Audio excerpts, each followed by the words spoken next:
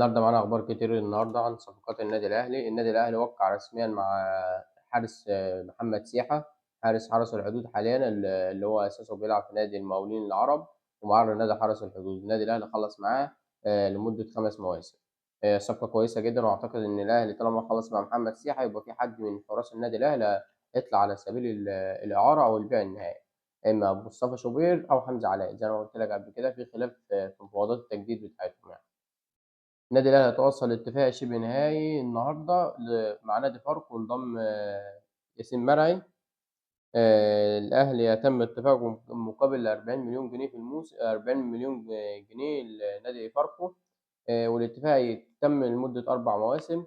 ياسين مرعي كان بيلعب في الزمالك الموسم اللي فات ومدافع كويس جدًا، وشركة الكورة رجحت إن النادي الأهلي يتم الاتفاق اللي هو يدخل في مفاوضات مع نادي فاركو لأجل الحصول على خدمات ياسين مرعي إن شاء الله معانا في كأس العالم للأندية.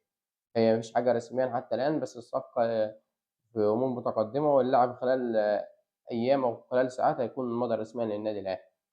النادي الأهلي زي ما قُلت لك قبل كده برضه دخل مع 2 شباب تحت السن من أجل اللي هو تدعيم صفوف الفريق بسبب إن أنت عندك عدد الأجانب مكتمل، فهو دخل مفاوضات مع لعيبة تحت السن وأنا قُلت لك فيهم واحد بيلعب صانع لعب وبيلعب مهاجم، وفي واحد تاني ظهير أيسر. الظهير الأيسر بيلعب في منتخب زامبيا اسمه ديفيد مش متذكر اسمه بالضبط، اسمه ديفيد حاجة زي كده.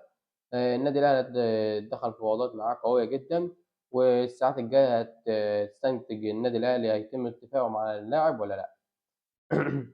كابتن محمد رمضان اتفق النهارده مع عماد النحاس استمرار حظر الإعلام عن اللاعبين، واستبعادهم برضه عن السوشيال ميديا واستخدام وعدم استخدام أي لاعب السوشيال ميديا والكلام ده كله لأجل التركيز في مباراة البنك الأهلي القادمة لحد حسم بطولة الدوري.